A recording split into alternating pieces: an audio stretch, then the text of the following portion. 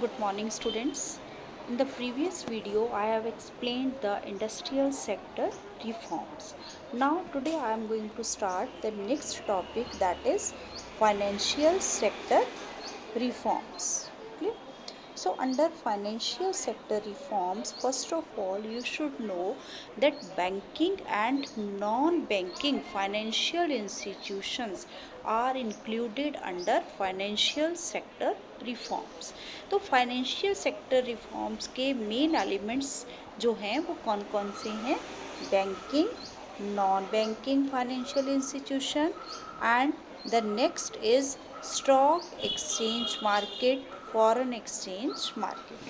All these are included under financial sector reforms. तो जब भी हम फाइनेंशियल सेक्टर की रिफॉर्म्स की बात करेंगे, we will talk about the banking, non-banking financial institutions, stock exchange and foreign exchange market. Now, in India, as you know, all the financial sectors are controlled and regulated by Central Bank of India. The Central Bank of India is reserve bank of India, RBI. India में central bank कौन सा है? RBI, reserve bank of India. And financial sector is regulated and controlled by this central bank, that is Reserve Bank of India. Now, after liberalization, there is a shift of the role of RBI from regulator to facilitator. Liberalisation की जब policy adopt की India ने, तो उसके under जो RBI का role पहले as a regulator था, now it is as a facilitator of the financial sector. Now, as a facilitator, what is the role of RBI now? As a regulator, जो पहले role था RBI का, under a financial sector, as a regulator, RBI itself fix the interest rate. जो भी interest rate था वो RBI के द्वारा फिक्स किया जाता था for the commercial banks. But now, after liberalization, when the liberalization policy has to be announced or started, or we can say adopted by India, now the role of RBI is as a facilitator. And as a facilitator, now there is a free play of market forces. Market forces, you know very well, that are demand and supply forces के ऊपर जो था सारा control था. Means now the commercial bank has to decide their interest rate structure. अब commercial bank अपना जो rate of interest था वो खुद फिक्स करते थे. None of the role is there of the RBI now. Free play of market forces led to the emergence of private bankers. अब जब मार्केट फोर्सेस के ऊपर सारी रिस्पॉन्सिबिलिटी आ गई फाइनेंशियल सेक्टर की, तो इकोनॉमी में प्राइवेट बैंक जो थे वो एस्टैब्लिश हुए, both domestic as well as international. In the Indian banking industry में बोथ लेवल्स पे, whether at the level of domestic और इंटरनेशनल लेवल पे, there were the emergence of private bankers, and it allowed to invest in Indian financial market. इन्होंने Indian financial market में जो है FIE, foreign institutional investors को allow किया. Clear? And due to this FII, foreign institutional investment के कारण, there is a multinational growth in the economy. Economy में multinational growth, कई गुना ज़्यादा इकोनॉमी ने डेवलप किया. So, this FII play a significant role in the growth and development of the economy. तो जो FII थी, foreign institutional investment, that was allowed by the private bankers, gives a multi-dimensional growth to the Indian economy. Clear? Now, the next are tax reforms. Clear? Financial reforms के बाद अब हम बात कर रहे हैं टैक्स रिफॉर्म्स, ठीक है।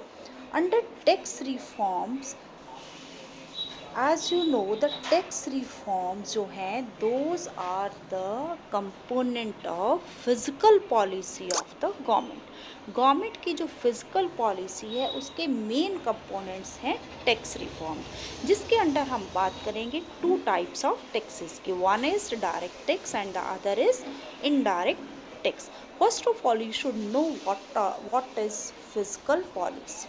फिजिकल पॉलिसी है क्या, जिसके ये दोनों कंपोनेंट्स हैं, direct tax and indirect tax, और we can say tax reforms. These are the components of physical policy. Then what is physical policy? तो first of all I am going to explain the meaning of physical policy. Clear? So fiscal policy means the revenue and expenditure policy of the government. Government के पास जो as a taxes हम revenue पे देते हैं, government को जो revenue होता है जो पब्लिक टैक्स पे करती है, और गवर्नमेंट उस रेवेन्यू को पब्लिक वेलफेयर पॉलिसीज़ के ऊपर जो है खर्च करती है, पब्लिक वेलफेयर के लिए खर्च करती है, that is expenditure. So this revenue and expenditure policy of the government is called fiscal policy, and it seeks to achieve stability in the economy by managing the revenue and expenditure of the government. तो government इस revenue को इस तरह से खर्च करती है, इस तरह से रेवेन्यू और एक्सपेंडिचर को मैनेज करती है, so that the economy has achieved stability. Economy में क्या रहे, हमेशा स्टेबिलिटी रहे। None of the problem is of inflation और deflation is there in the economy. Now these taxes are classified as two types of taxes here. Main हम to taxes की यहाँ पे बात कर रहे हैं, one is direct tax and the other will be indirect tax. Now first of all, what are direct taxes? These are the taxes in which the burden cannot be shifted on to others. One who pays such a tax himself bear the burden of it. जिसको ये tax पे करना है उसी को ही इसका burden लेना है। None of the other can pay this tax. अगर मेरी इनकम पे टैक्स लगा है then I have to pay that tax. अगर प्रॉपर्टी मेरे नाम पे है then I have to pay tax of that property. उस प्रॉपर्टी पे जितना भी टैक्स लगे वो मुझे ही उसका बर्डन जो है बियर करना है, मुझे ही वो पे करना है। None of the other can paid it. हम इसका बर्डन किसी और पे शिफ्ट नहीं कर सकते। Clear? This is called direct tax. Now the next is before liberalisation the tax structure की अगर हम बात करें दैट वाज क्वाइट कॉम्प्लेक्स। बहुत कॉम्प्लेक्स था, लोगों को समझ ही नहीं आ रहा था। That is why there is a problem of tax evasion. लोग टैक्स चोरी करते थे, लॉस ऑफ रेवेन्यू होता था गवर्नमेंट को, गवर्नमेंट के पास टैक्स जाता नहीं था, गवर्नमेंट के पास रेवेन्यू कम आता था। Clear? So before liberalisation tax structure was quite complex and tax rates were also high, so that is why there is a problem of tax evasion. Means tax चोरी करते थे लोग, देना नहीं चाहते थे, टैक्स देते नहीं थे। तब जो गवर्नमेंट को टैक्स नहीं जाएगा तो गवर्नमेंट खर्च कहाँ से करेगी, वेलफेयर के सोसाइटी वेलफेयर के लिए पब्लिक के कहाँ से खर्च करेगी। ठीक है, so there was a loss of revenue to the government. But after liberalisation के बाद जो था इनकम टैक्स, कॉरपोरेटिव टैक्स, इनको क्या कर दिया गया, पहले से रिड्यूस्ड कर दिया गया, और जो कॉम्प्लेक्स स्ट्रक्चर था वो बहुत सिंपल जो था टैक्स स्ट्रक्चर कर दिया गया। ठीक है, अब सिंपल टैक्स स्ट्रक्चर के अंदर इनडायरेक्ट टैक्स स्ट्रक्चर जो है that was established in the economy. अब इनडायरेक्ट टैक्स स्ट्रक्चर की अगर हम बात करें, as you know GST is a indirect tax, GST लगी उसके बाद। ठीक है, जीएसटी के कारण गवर्नमेंट का रेवेन्यू जो था वो अच्छा रेज हुआ।